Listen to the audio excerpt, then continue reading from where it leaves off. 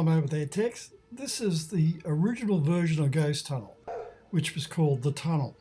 I wanted to make something really quite unique about the Helensburgh train tunnel, the Metropolitan Tunnel, that was long abandoned back in the early 20s, because the site of it, the actual site, looked like it'd be perfect for a horror movie or something scary or eerie or something out of the X-Files.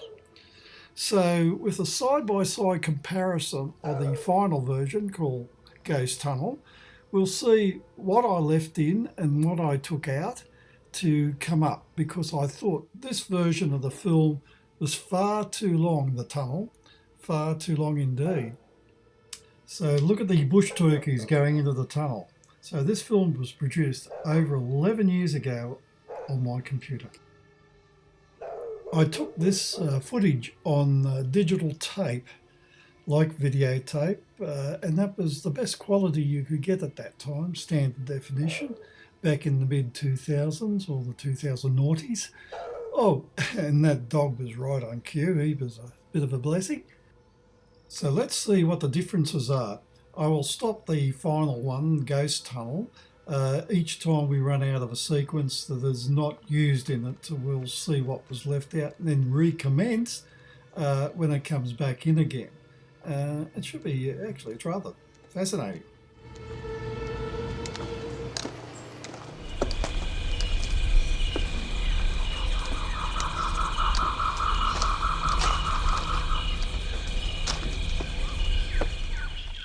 That's a lyrebird there, a bush turkey. They hang around the tunnel a lot. If you were quick, you would have seen a couple at the beginning of the film creeping into the tunnel in the original film.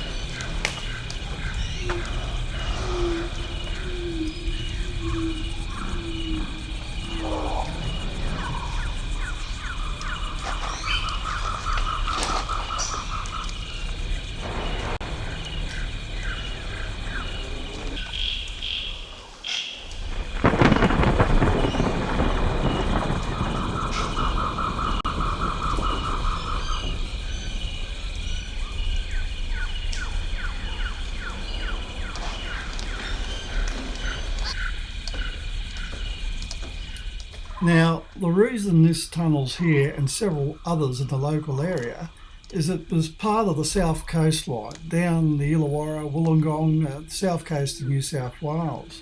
But the trouble was, when they were built back in the 1880s, the grade was a little steeper than it should have been. And plus the fact the steam trains and coal-fired trains, what have you, sent a lot of fumes into these tunnels, and there was no ventilation. Even with passenger windows, the carriages closed, they could still get really nauseous over all the fumes. So subsequently a deviation was built with cuttings and etc. in the local area, avoiding the majority of these tunnels, and they just built a couple of short tunnels, and that became available in the 1920s. So these tunnels operated for about 40 years. Down the other end of this tunnel is water storage for the Helensburgh coal mine, which has been operating also since the 1800s, 1880s or so. When shooting film, you definitely shoot as much as you can on the subject, put it all together, and then the fun process of editing and adding sound and special effects goes into the process.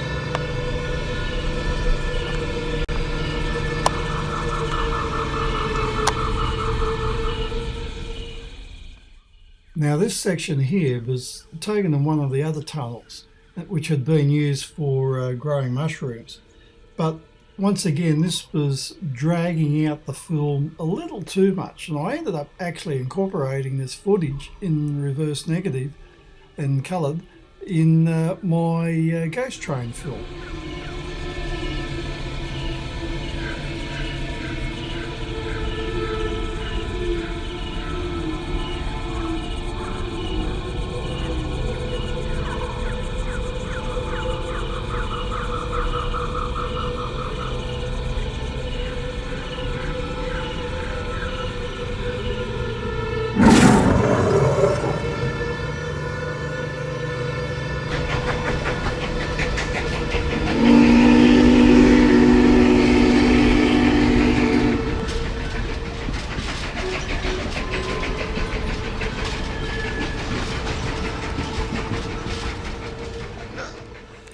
So there you have it, the original cut of the tunnel, which became known as the Ghost Tunnel, which was featured to the left there, the comparison of the Ghost Tunnel film with the original tunnel, which makes for interesting viewing. That rain was the only special effects that I used in the tunnel film, and then I finished off Ghost Tunnel with various photographs of the historic site there of the station at Helensburgh. So I hope with a bit of imagination, you budding filmmakers, when you get out there, use your canvas wisely, edit, sound, everything. But most importantly, use your imagination. Don't be limited by it. Thank you for viewing.